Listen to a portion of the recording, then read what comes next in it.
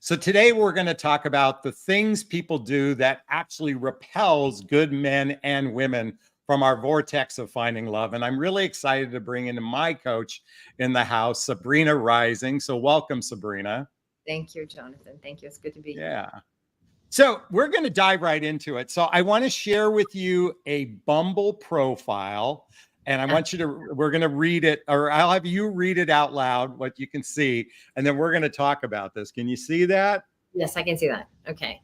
So this is a non-negotiable, right? Yeah. This is a female Yeah. dating profile, and her non-negotiable reads an egocentric narcissist, never been married, no contact with his kids, expecting women to fawn over him, jackass, wasting my time. Now, let me Wow. just really quickly. I saw this. I had to take a screenshot and I had to share it with you because to me, that is riddled with so much subconscious, Yes, it's energy. it's very telling. I can't Yeah. imagine. I mean, we are always attracting to us things that are a match for the vibration that we're holding, Yeah. and there's a lot of energy there. There's a lot of very specific energy there. There's a lot of unresolved anger, bitterness, resentment, obviously some deep hurt and some deep wounds that this person has experienced. You can sort of see all her scars, right? And kind of out there on display. And I think most people are doing that without being aware. This is something we do unconsciously because the subconscious mind is responsible. And I say this all the time, as you know, the subconscious mind is responsible for 90% of everything that we are manifesting into our lives, right? So Wait, can you really quickly differentiate between the subconscious mind and unconscious? Because I sometimes mix up the two just by communication. Interchangeable. I really do think they're interchangeable. Oh, they are. Yeah, they are.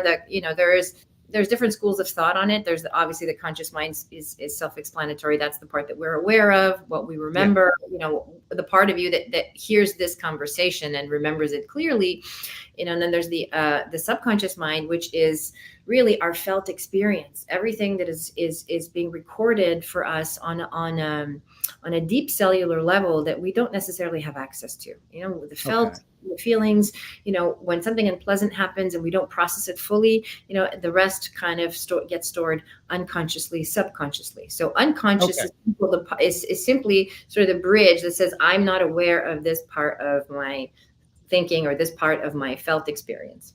Okay. So let's bring it back to this woman's profile because I immediately read it and I'm a lay person out there and I'll be candid with you. It just totally turned me off. I mean, she could have the most amazing photographs on the planet, but it still was an absolute turnoff because like you said, I think it represents a lot of deep pain and it's being projected, and now it's being projected out to the world because now it's public.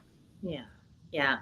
I mean, the profile might as well read, I've been so hurt and I have been so jaded and I'm so guarded and all of my walls are up. And, I can see if you're going to hurt me, like I already see you, so don't even bother contacting me type of thing.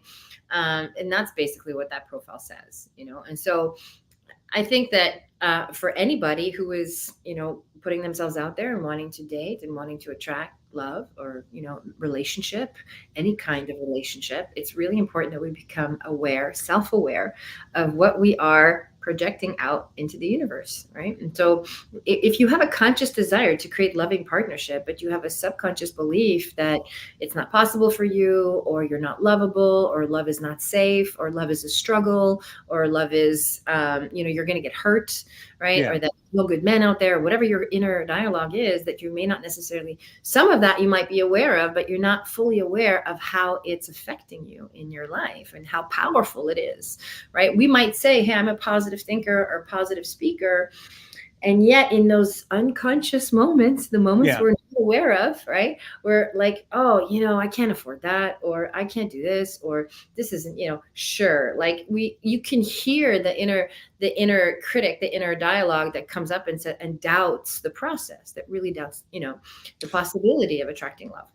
Okay, so the other day I was talking to a prospective client and she immediately started to go into what's wrong with the dating process.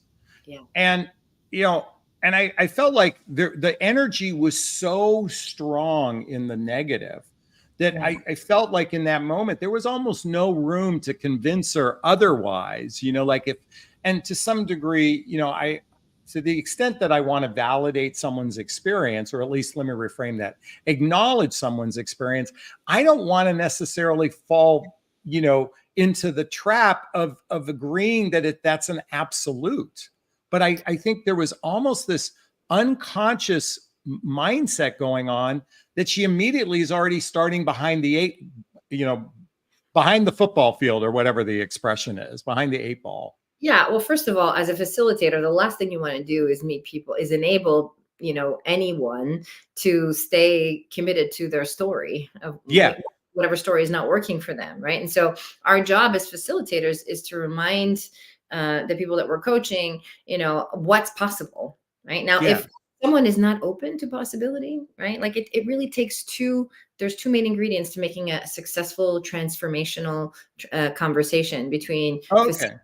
and client, and that Yeah. is, in my humble opinion, the facilitator being willing to serve, coming from Yeah. love, coming from an empathetic, genuine interest in serving the highest and best good of whoever you're talking to, and the person receiving that information is open and willing. Right? Yeah. Like, if you're not coachable and you don't believe it's possible and you don't actually believe in change, then you don't really want help. You just want to be validated. Right. And there's a big difference between, having someone agree with our pain and Yeah. validate our pain versus having someone give us empathy and then offering us another perspective. Right. Because Yeah. So, when a person's in pain, the most effective thing we can do is give empathy. You got to give empathy before education. Right. And so that well, must wait a be. minute. Is acknowledgement the same as empathy? Because I certainly acknowledge someone's experience, but I don't necessarily want to go down to that level either, because I feel like, granted, that might be empathy. And by the way, I can certainly empathize because I've believed that, but I don't want my consciousness to agree with that either. Empathy and agreement are not the same thing. Okay. Okay. You can come to me and say, there's just no good women out there. There's Yeah. nobody out there who's ever gonna help me, who's ever gonna meet my need in relationship, who's ever gonna love me the way I want to be loved. Yeah. And I would say, I can hear that you've had a lot of painful experiences. Yeah. Hear the pain in everything you're sharing, and I can acknowledge that must be very hard for you. So what Right. I've done is I've acknowledged you and I've offered Yeah. empathy, but I haven't Okay. agreed with you.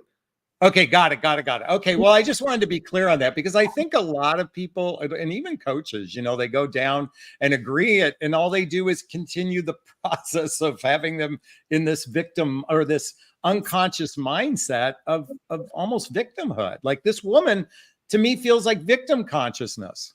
Yeah, well, I mean, yes, there's only two consciousness, victim consciousness, fear-based consciousness, and Okay. consciousness, which is the empowered creator consciousness, right? So, Yeah. of course, if you feel like you've been victimized, and that's not just, we're not trying to diminish someone's experience, we're not trying to invalidate someone's experience, and we're not trying to lack empathy, right? We need to have empathy in order to heal. When someone feels that their feelings have been considered, right, and that Yeah. they feel seen and recognized in their experience, then we can create an opening and saying, what if I told you that it didn't have to be that way? What if I Hmm. the possibility of something different? Right. And then you can offer people examples of other people you've worked with, or other, success stories and things like that, of things that happen every day, miracles happen for everyday people all the Yeah. time. Right. And so just introducing that possibility. And for most people, it's just a matter of, having someone hold that space for them. Right. Sure. Sure. So Sure. they can believe it's possible. So coming back to this person, and where I wanted to go with like the title is Repelling Good Men, is that I suspect this person has a desire to be in relationship, like a real desire to be in relationship. At the same time, the other side of the coin is I'm afraid, I don't trust. There's Yeah. no, there's, your jackasses, your narcissists, there's only married men on the dating sites. I mean, it's almost counterintuitive to the desire, Yes. but the 100%. subconscious is sabotaging it all. Right. Well, and here's the thing, I mean, I agree that the subconscious mind can sabotage what the conscious mind has an intention for, simply because they're not in alignment, right? You're not what? You're not in alignment. If you have a Yes, yes. desire to create meaningful, lasting love, but as I said earlier, but you have a subconscious belief that there's nothing but jackasses out there or narcissists or whatever, this person is saying in the dating profile that you introduced at the beginning. Yeah. If you believe that it's not possible for you, the subconscious mind wins every time. It wins every time. And it just, all it's doing is playing out the belief, right? The belief system is influencing every cell in your body. And every cell in your body is emitting that frequency, and that we're attracting to ourselves everything that is like ourselves. So if you believe that life is hard, you're going to attract experiences that are difficult, that are a struggle, that are hard, because we accumulate the evidence of our beliefs. This is part of the lived human experience, right? We are out there accumulating, the evidence of the belief about wealth, health, relationships, everything that we learned as children, and everything that we've accumulated throughout the course of our lives that has lined up with our subconscious beliefs. We have the evidence for that. And we can say, this is the way it is because I have proof of that, right? So our job as facilitators, or anyone willing to do some real inner work, is to look at what we're holding onto subconsciously. How are we out of alignment with what we consciously desire? How am I hurting myself when I say I want something, but I'm putting all this other negativity out there and I'm essentially canceling out my desires, right? How am I doing this? So I remember shortly after my divorce when I began internet dating, and I'll tell you this quick story. I may have shared this with you before, but I remember I went on a first date with someone, had a really nice date, but something wasn't quite right. And then a few days later, I went on another date with a nice woman and something wasn't right. And another date with a nice woman, something wasn't right. And within 1 year, I actually had over 100 first dates. Wow. Yeah, I mean, I was like doing them 2 or 3 a week kind of thing. That's amazing. Well, you know what? I had the time, I wanted the company. I mean, it was also fulfilling a lot of wounded needs inside of myself. But I realized after 1 year, I go, wait a minute. I look back and I said, what's the common denominator in all this? It was me. Like I had to go through all of these experiences to really say, wait a minute, the problem isn't the women, the problem is me. Yeah. And that's when I I remember the movie The Secret came out at that time. I'd already read the book, Louise Hay's book, You Can Heal Your Life. Yeah. So I was like, let me revisit that. And it began my journey of healing. Yeah. So what does it take for someone to become aware of how our subconscious mind, our behavior, what's it take for someone to turn the corner? For me, it took a lot of smacks upside the head. Yeah. Well, I love the iceberg analogy. We have the conscious mind is like the 10% of what we're aware of that you can see, right? That you can, what's on the surface, what you can see, what you can access, what you can shift in the moment. And then there's what's underneath the surface, which is, the bulk of the iceberg, which is the subconscious mind. That's 90% of, again, what we're creating. Yeah. And I love this question. Real inner work cannot happen unless we are exploring the depths of our subconscious experience. Okay. And there's only 3 ways in which we can truly explore what's happening for us on a subconscious level. The first way is to look at our reactions. The second way is to look at our attractions. What we're calling it. And the third way is to examine our dreams. Okay. Well, we're going to talk about one of my dreams then in a few minutes. Thumbs up. Did you see this little thumbs up bubble that went up? Oh, maybe. Oh, YouTube agrees with me. Okay. Cool. So our reactions is what triggers us, right? Okay. So when I'm all of a sudden angry or afraid or upset or triggered by anything, okay, it's because there is something in my subconscious mind that has just been poked, right? There's something coming up for me that's stored for me on a cellular level that's coming up for healing. I would say it's coming up to be cleared and to be resolved. Okay, we're not all of a sudden upset about something, right? Usually something will trigger a wound that's been there our whole lives, as you've heard me say before. By the way, I didn't know you were going to bring this up, but you know, I did a post this morning on triggers. Can I read it to you real quick? Of course, of course. Yeah. So there was a meme that went into it, but I want to read the post. It said, "Have you ever been triggered? When this happens, we often go inward, feeling pain for just a moment, and then blame the persons, or circumstances that caused, or circumstances that we perceived caused the pain. Right. Blame is the avoidance mechanism, because the way I see it, a trigger is an opportunity to heal a part of self that feels scared or unloved. Of course. What if the pain is a precursor for healing?" So of course it is, always is. And this is universal truth. I mean, whatever is triggering us in the moment is triggering a wound that's been there for a very long time. So it's really important to take a deep look at it. Say, I constantly get triggered by this specific issue. There must be something happening for me subconsciously that says, this is unfair, or life is unfair, or I'm not safe, or whatever the subconscious belief is. Okay. Yeah. So that's reactions. When we look at our attractions, this is the easy part. We look at what we're manifesting. What's showing up in your life, right? What kind of people are you attracting? What kind of things are happening to you? Do you feel like bad things happen to you all the time, or do you feel like you just can't catch a break, or do you feel like you don't have luck, or do you feel like great things, you have luck, or great things are happening all the time? Whatever the case may be, you look at what you're calling in, and that is a really good indication of what you're holding subconsciously. The other part we talked about is dreams, right? And when you look at the dreamscape, especially when you're working with a guide, for example, if you're working with someone who is helping you explore, your subconscious experience, similar to the work that I do, when you're in a safe container, you might find that you start to dream more, right? And the reason this happens is because the conscious mind tells the subconscious mind, hey, by the way, we're in a safe place, right? So you can give me all your stuff. Give me all your stuff that you want processed and released that we can deal with, in the light of day. Let's come out of the shadow and deal with this in the light of day, and speak to your guide about this, right? Now it's coming up to the surface to be processed.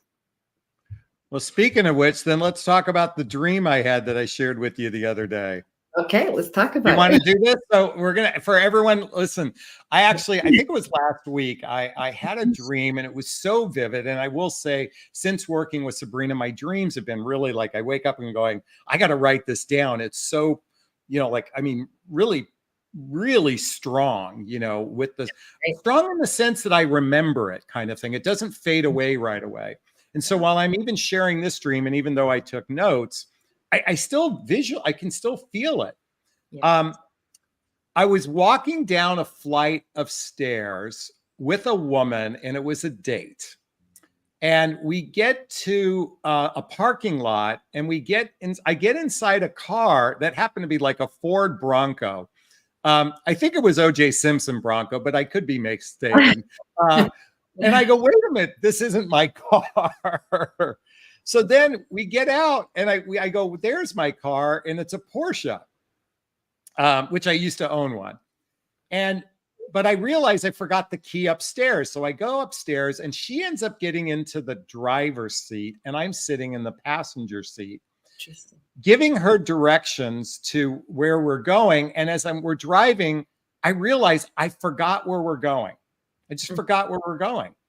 And I forgot the restaurant, and I forgot the event that we were going to. Like, and now I'm getting panicky. I just said, keep driving north. That's all I remember saying. It was in Los Angeles. Like if we were on Crenshaw Boulevard in the South Bay, I just said, just drive north. I know we'll get there if we just drive north. Yeah. And then I call up my friend who recommended the restaurant, and he goes, oh, shoot, I don't remember what I told you. And then I woke up roughly about this time. So I'm giving everyone the cliff note of what happened. Let me see if there's any other. There's so much good information in this dream about what you're dealing with subconsciously. Yeah.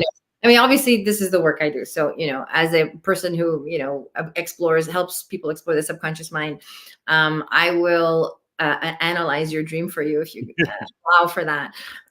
So, it's very significant that you're getting in the wrong car. Right. And so there is a part of you that is afraid that, whether or not you're making the right choices and taking the right steps to achieve your goal. In this case, it's finding a relationship. This is something that we've been talking about in our coaching sessions, is how to manifest the ideal partner, especially after everything you've learned and integrated as a result of your recent breakup. Right. Yeah. So there's obviously a fear of am I making the right choices? Am I taking the right steps? Right. And then there's this element of surrender, right? Because, as you're going to get the keys, you realize that you're not in the driver's seat anymore, right? You're a passenger, in a Porsche, no less. But so, this is still a good process, right? It's still a luxury journey. It's a journey where you're being guided and directed and provided for along the way, right? The key here is that you have to surrender. And that's the major theme that I'm hearing, because you don't know where you're going. Right. And it's okay to not know the destination. It's really okay to not know what restaurant it is, or, how you're going to get there, not be in the driver's seat of this process. And I think it's so important, because when we work on developing trust in this dream, I would say that the main message is to really trust the process that you're in, just that, letting go of any fear, anxiety about, the steps or decisions you're making on how to date properly, what methods you're using and so on. And really surrendering. Trust and surrender go together, right? And surrendering outcome and just enjoying the ride, right? You're going up the coast in a Porsche, enjoy the ride, right? Well, what's interesting? I actually, as I reflect back on it, I remember one thing, because I felt my anxiety for that part of me that didn't know what he was doing, like that. And then my little kid that feels like he's not good enough and you're stupid for forgetting. And I could even feel that. But I also remember, like, I felt a sense of like, just move forward, like just go in this direction. I don't know exactly where it is, but just like Disney once said, just keep moving forward. Like, that also tells me, first of all, that you're aware of your own fears and insecurities. You're aware of that anxiety, that inner child anxiety that we've been working on, which is the uncertainty and the need to know. This is the ego, right? The fear-based consciousness that needs to know, that needs to be in control of the process. So you're aware of that. And at the same time, there's this other like omniscient, awareness, presence that says, hey, it's okay. It's okay to not know. Just keep going. Right. You could have gotten out of the car. You could have said, I can't go, I can't be on this ride because I don't know where we're going. Right. But you didn't. You stayed in the vehicle and you just said, keep going. So I think that this is progress, on a subconscious level. The message is very clear. And I think that there's ultimately, you want to also look at how you were feeling in the dream. You were able to, kind of work through that anxiety and still be in a place of knowing. Right. And this is very. Speaking of dreams, so there were different people in this dream. And last night I had a dream my ex-wife was in it, by the way. And a couple nights before that, Marie was in my dream. And there's a variety of different people in my dream.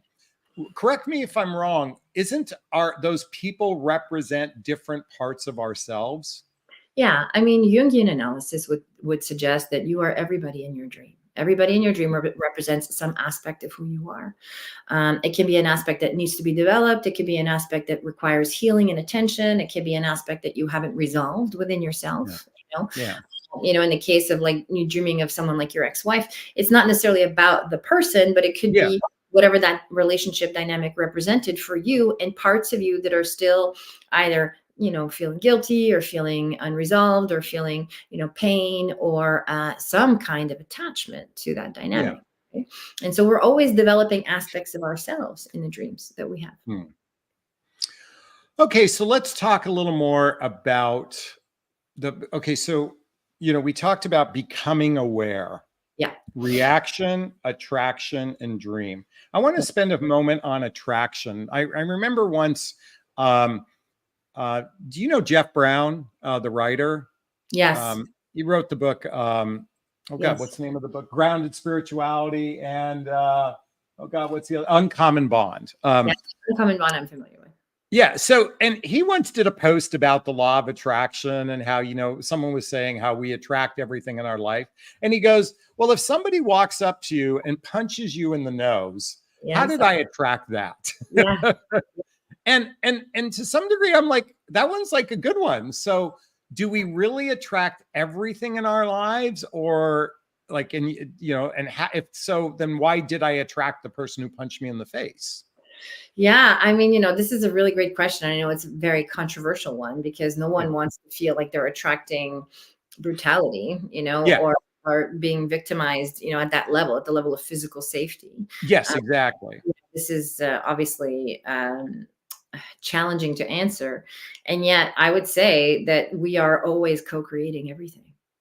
I would Okay. stand by that. And again, it's really about looking at the subconscious, and really checking our subconscious to see what we're open to, what we feel susceptible to, what our childhood experience was. The guy who was punched in the nose, what was his childhood like, right? Like, what's his relationship to the masculine, where he feels open and susceptible to something like that without even being aware of it. That's why it's really important to do the subconscious work. Obviously, you're not sitting there with a sign on your forehead saying, come punch me. No Yeah, one's, exactly. but it happens to us. And there's, as a facilitator, obviously I do spiritual work as well. There are karmic reasons, there are subconscious reasons, there are energetic reasons, there are all of these. There's no accidents in the universe. It's not accidental that someone comes along and punches you in the face, right? There's always some energetic pull towards all the events that occur to us, and the events that either we are victims of or perpetrators of in our lives. Yeah. Well, and I think where this conversation comes up quite a bit, and what's that woman wrote about, particularly um, in the area of finding them, when a person finds themselves in a narcissistic relationship, you Sure. know, how did I, so spiritual people say, well, you manifested that, and I think that's kind of a crude way of responding to that.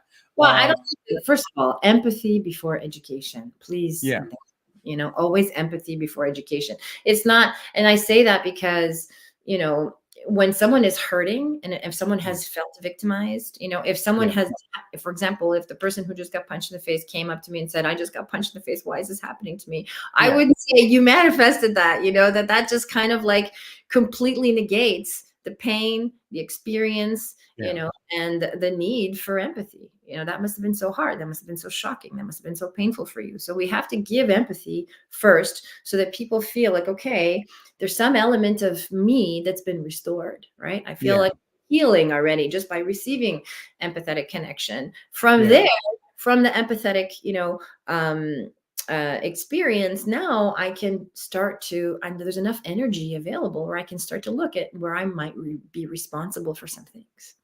yeah, So it's always a process of meeting people where they are and then gently inviting them into personal responsibility. This is the self-healing journey. It starts with self-awareness, which is incomplete unless you're really looking at your subconscious, beliefs and yeah. the trauma that's stored in your body. And I use the word trauma very loosely. Trauma to me is simply an interruption in the natural flow of something, right? And so Mm, that could be anything. You hear no as a child, and that feels traumatic, right? It's like yeah, we're born infinite, beings with no limitations, right? We don't. We're always in spontaneous joy. We're expressing ourselves. We don't know boundaries. When we're little children, we don't understand the meaning of no. We learn no as yeah, we're raised, right, by our caregivers. And that fear-based conditioning, which is, parents through no fault of their own. Obviously, we're all yeah, doing the best we can with what we know, yeah, are creating this environment for humans.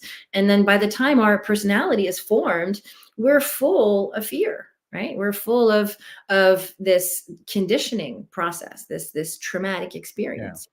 And so we have to, by that time, now we have to go back and go, okay, where am I limiting myself? Right. And we have to go back and do that work and start to decondition from ourselves, from what we've learned. Right. So we can, yes. Yeah, when I talk, it's interesting because when I talk in my videos about childhood wounds and traumas and adult traumas, many Yeah. people oftentimes think of the worst when they think of the word trauma. And Mhm. it could have been simply, and I had a situation where I thought my mother abandoned me Mm. when I was skiing at 5 years old. I remember we were in Germany skiing. And after doing the Hoffman process, I went and asked my mom about it. I said, "Do you remember that time you left me alone skiing?" And she goes, "What do you mean I left you alone?"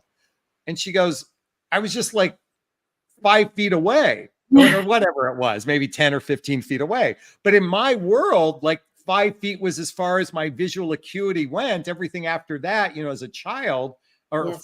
4 years old, whatever I was, like, so in my mind, I was abandoned, and there was a story that created from this. Yeah. And she said, "Look, I was sitting on the bench with a couple other people. You were right in front of me." you know. But this Um, is good though, because perception is creating your reality, right? yes. Your perception of those events formed an imprint at the time during your formative years, between the Yeah. ages of 0 to 6, loosely, Yeah. when the subconscious mind is being, Yeah. imprinted, and our personalities are being set up for life, right? How we are developing, you're perceiving this event, and it's going right into your cellular field, and you have Yeah. this stored fear that you might be abandoned, right? That your mother, who is, your nurturer, your caregiver, is not there for you, right? Yeah. It wasn't until you did Hoffman many, many, many, many years later that you're able to make that connection, right? But think about living your entire life with this idea that you might be abandoned just from that one little experience, right? Yeah. I mean, to that extent, I'm sure, like I've processed a lot of that. I'd say the most significant one that stands to, that it comes to mind, and I've shared this with you, and I'm sharing this with everyone just as kind of an illustration of how coaching works and whatnot, was the time my third grade teacher told the classroom I was stupid in front of everyone. And, I realized how much that literally changed my identity, Of course. because I still to this day will still feel like I'm stupid. Now, where I was maybe 10 or 15 or 20 years ago before I started to do work was Mhm. had much stronger triggers for me. Now Mhm. the triggers are like a momentary Yeah, blip. I mean, there's a residue. you're doing more subtle work at this time. Yeah, but Yeah. And experience of hearing that messaging you heard in the third grade, that's terrifying, right? yeah. Terrifying, humiliating. You're feeling unsafe. That is definitely a traumatic experience. And I can't imagine what it must have been like for you to live out the third grade with that teacher, and have that sort of experience looming over you without having anyone to process it with, to help you make things Yeah. That teacher also took a ruler to me back in the day where corporal punishment was kind of the norm. I Yes. remember that too. But so and everyone, I'm sharing all of this because we all have experiences or multiple experiences that we probably have forgotten that have Mhm. shaped our personality, our perceptions of the world, our subconscious, and you know I always, this is the way I kind of view life, and I'd like your perspective on this. Sure.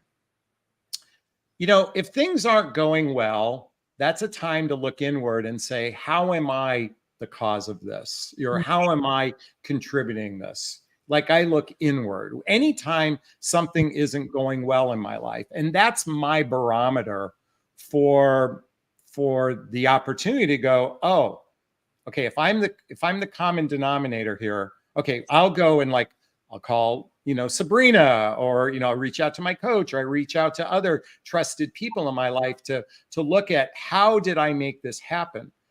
Like, how did I contribute to this? But the trigger is always kind of what's not working for me. Mhm. Because when things are working for me, I'm happy, I'm in flow, I'm in bliss, I'm in the Do you take credit vortex. for those things? Because you're Huh? creating. Do you take credit for those things too? Because you're creating Oh, both. fuck yeah, I take credit for it. Well, see, and that's the thing, this is, I love that you brought this up, because we're always co-creating, right? And Yeah. so if we can, for the purposes of this conversation, and perhaps, for anyone listening, if we can really just adopt this idea of suspending judgment and not Yeah. putting moral values of good and bad on the things that happen in our lives, Yeah. just like seeing all experience as valuable, whether it feels like a win. Some things will feel really, really good, and some things will feel really, really challenging, but they're all opportunities for growth and expansion. And they're all indicators of what we're attracting. What is our energy? This is the new consciousness, is to really be aware of your energy. How am I managing my energy? Where am I putting my focus? Yeah. What is my language declaring? What am I saying with my inner dialogue, with how I talk to other people? What are my choices a reflection of? Am I choosing things that feed the vision for the life I want to be living? Or am I choosing things that are really a way to cope with the things that happened to me in the past, right? And Yeah. we can only do this with awareness. Right. Yeah. So the first step is, how did I co-create this? That's the first inquiry into self-awareness, is how am I responsible for this? Even when it's hard, it takes a lot of courage, to take a look at, something that happened that's very difficult, and say, how could I possibly have created this when I'm a good person, when I've shown up the way I feel, I needed to, when I've had integrity, when I told the truth, I did all the right things. Why has this happened? Right. And I've heard this many times in my client sessions.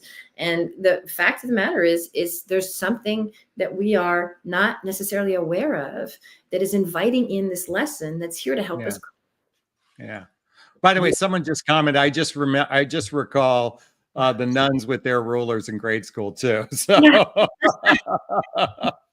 well, it's interesting. I'm going to share something with you. I might have told you I do this, but now in the dating realm, and since my audience is in that space, that's why I talk about it incessantly, because I'm fascinated with human behavior, particularly because dating triggers, I think, some of the most, bizarre human behavior as well. So I was swiping. I got a message from someone on a dating app, and I wasn't interested in this person. But I read the profile, and I energetically said thank you in my mind to this person. But I read it and I go, oh, there was something about their profile that I liked. Oh, good. The universe is sending me, like a little piece of what I like. And so I start looking for the things that resonate, instead of going, oh, 90% of this is wrong.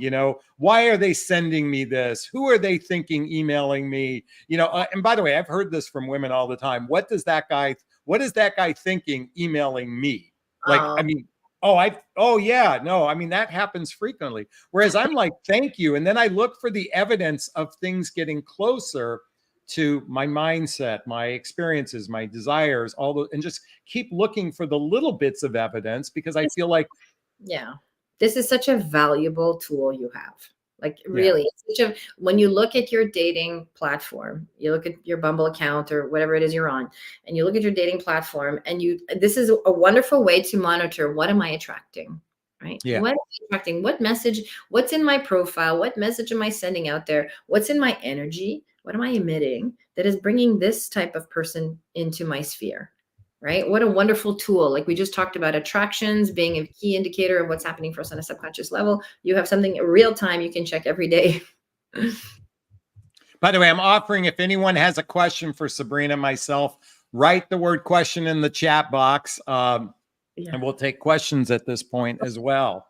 Absolutely. So what else can we offer up for everyone based on this conversation of repelling, whether it's good men, good women, our subconscious? What else can we add today? Well, I think we've said it. I think, for anyone out there, anyone that is really looking at, finding love, or finding, an ideal relationship that is a reflection of how they want to be treated, a reflection of how they want to be held and seen and valued and cherished, and whatever your qualities are, there's obviously many steps. The first step is to become aware of our subconscious. So become aware. Well, someone just posted a question. Speaking of that, Sure. How do we remember our dreams? Well, you can set an intention before you go to sleep to tell I do that. Self, I would like to remember my dreams tonight. So please wake me up in the middle of the night, or help me remember when I wake up in the morning. And that usually works. So set an intention before you go to sleep. By the way, everybody, I do this every night before I go to bed. I also listen to, Sabrina, I just got a new headband that I can wear to listen to my affirmations. And it's just kind of like a cloth, so it's easy to sleep with. So, but I set an intention. I want to remember my dreams. I also want to say that, you know, dreams, subconscious dreams are more clear and more accurately an indication of what you might be processing when you're in an unaltered state. So if you're taking stuff to go to sleep, for example, if you're taking sleep aids and, you know, things like that, you know, I would usually that has an effect on what we're dreaming. Okay. Oh, okay. Definitely. So I think, you know, clear, if you can go to bed without taking anything at all, you know, those are the kind of dreams you really want to pay attention to, really want to record. So even if you take like an Advil PM at like 9 o'clock at night and you wake up at 6 in the morning, that will affect the dream? Yeah, it will affect the quality of your dreams for sure. It affects your brain chemistry. Definitely. Okay. Definitely. Good to know. Good to know. Okay, we have another question from Kathy. I just joined a site. Should I be very direct or say, let's just go with the flow because I don't want to scare men off? Do you want to answer? Or should I answer? I want you to answer this one. Okay, good. So I think you should be whatever feels most authentic to you. You know, I think it's very important that people share their authentic selves. You know, they not be afraid of who they are. I mean, look at the way that question is framed. Yeah. I don't want to scare men off. Right? Yeah, exactly.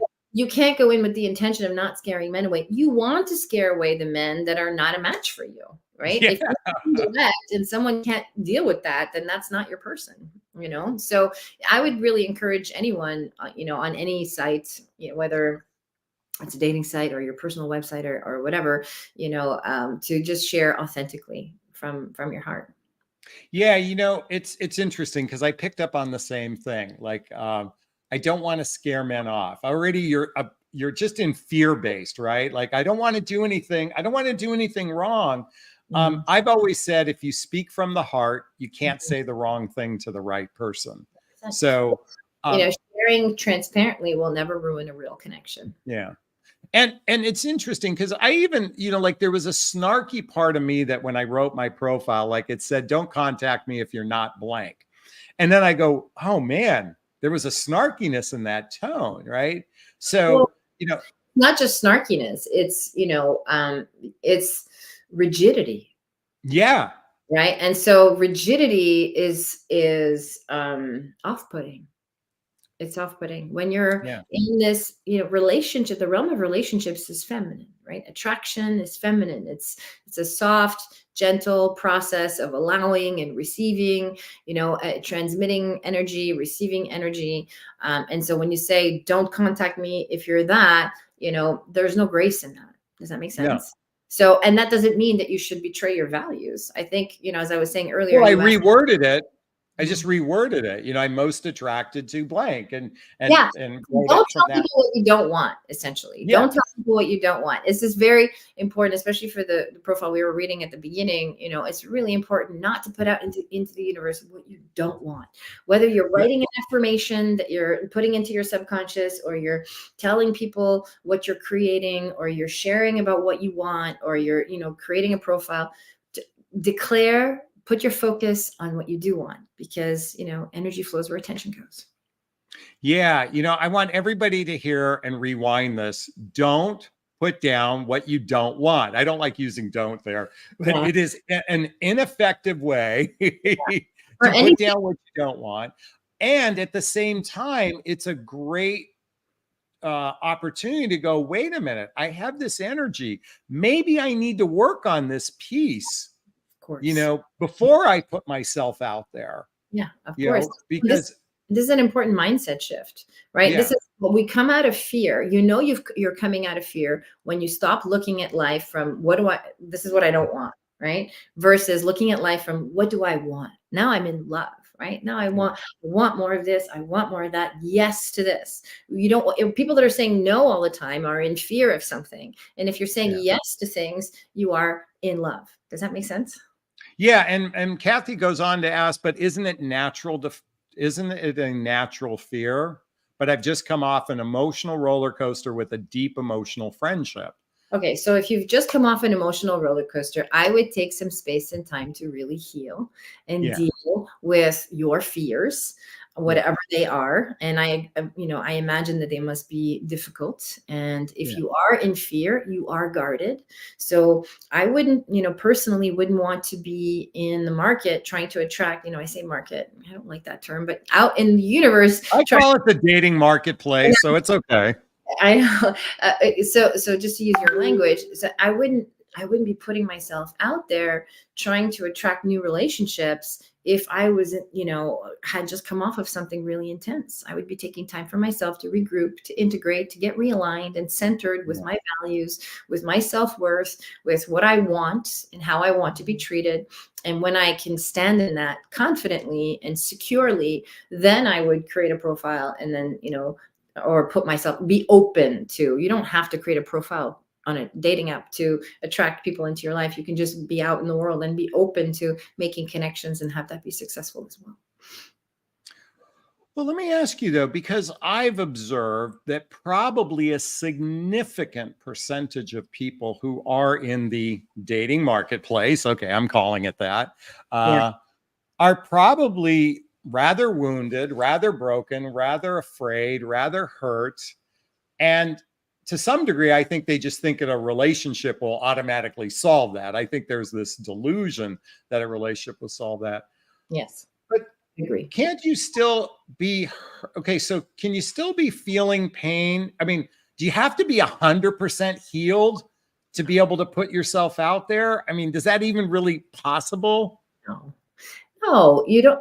Of course, let's be reasonable. What does 100% healed mean? You can't even quantify that, right? What Yeah, exactly. is feeling like you're in a good place, feeling like Yeah, you have the emotional capacity to engage fully and be present, right? That there is energy available to get to know another person and to put yourself out there, yeah, that to engage at that level. I mean, we know ourselves, right? Like, when your body can handle getting out of bed and going to work. On the days you don't feel well, you know when to call in sick, right? And so you trust yourself in that process and say, today I'm not ready to go out into the world. I need some time to rest. I need some time to yeah. recuperate, some time to feel better before I can get up and be my full self, right? So it's just a matter of again, managing your energy and seeing where you're at and seeing how open you are. And if you notice that there's a lot of fear coming through your messaging, or even a lot of fear as you're engaging in the dating process, it's much more beneficial to sit with that and really take a Yeah. deep look at what's happening for you internally, subconsciously, as we've been talking about today. That's been our topic, before you start going out into the dating realm, because all you're going to do is attract more fear-based evidence, right?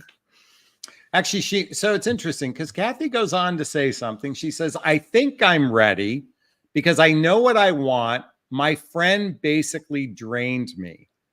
Okay, so do you know how to not be drained anymore? Yeah.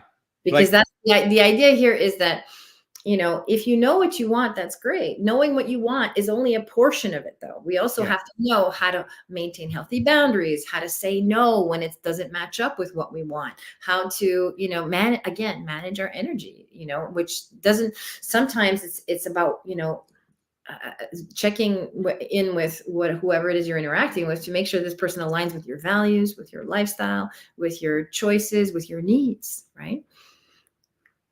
yeah. Well, you know what? This has been a fun conversation, my dear. Really quickly, first, everybody, I'll be posting a link to Sabrina's website if you want to check in with her. She's my coach. I use her in a variety of different capacities in my life. From, I shared before, we saged my place and we've done some other things. But most importantly, you've helped me fine tune those places in my life Yeah. where I just want to make even more adjustments to living a fully a fulfilled life, without fear. And not that that's going to be an absolute, but the more I'm in the vortex and the more I tweak, I feel like I'm in a better place. And folks, Sabrina is a great person, a great resource. So there'll be a link below to check out her work.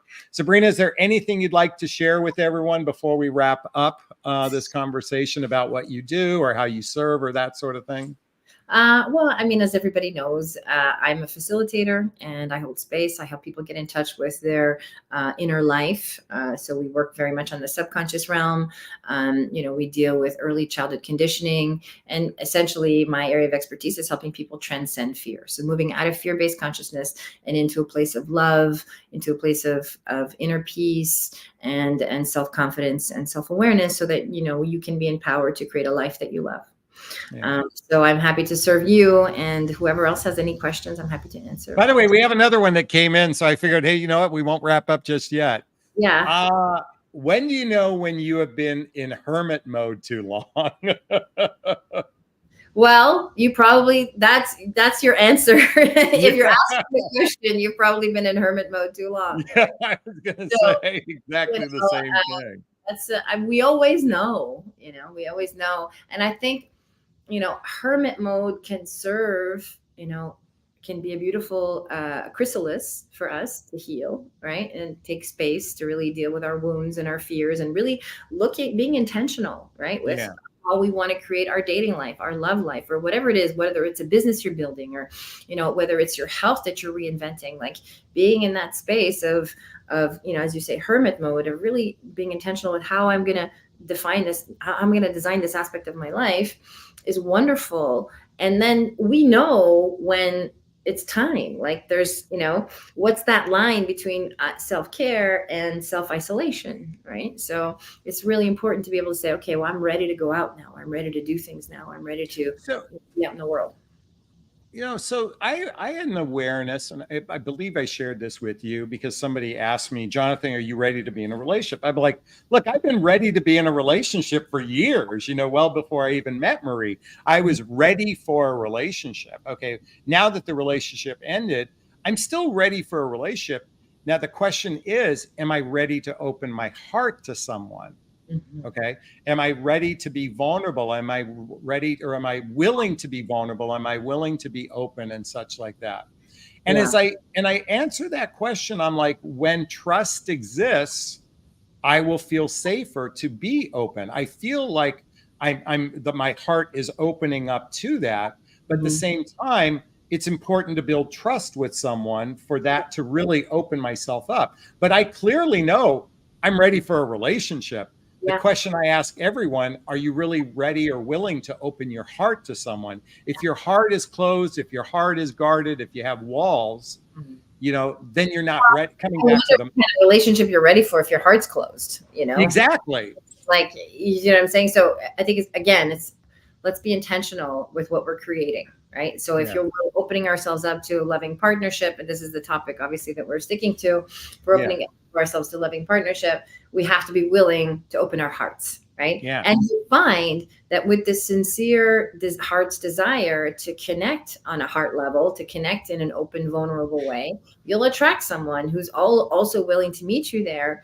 And I think being met in that space will help anybody open their heart even more, right? It will help sort of go deeper within yourself. And, we've all had the experience where you meet someone and that you really connect with and you fall deeper than you thought you could have, right? Because you're having this new experience, that's amplified experience of love with someone who actually can meet you in that heart-centered place. And so that's a wish for everybody, take responsibility for your psyche, for your fears, for your wounds. We all have them. And so, do the inner child work. Nobody gets a pass from really just digging deep and looking at our stuff and what we're operating with and going through that, go through that deconditioning process so that you can really set yourself up. When the subconscious mind is in alignment with our conscious desire, we are in a state of flow. Life becomes effortless and we can really draw into our lives the things that we truly, truly, truly have always wanted to create. Yeah. Very well said. Well, Sabrina, I'm going to reach into the camera and give you a big, gigantic Jonathan Bear hug of appreciation.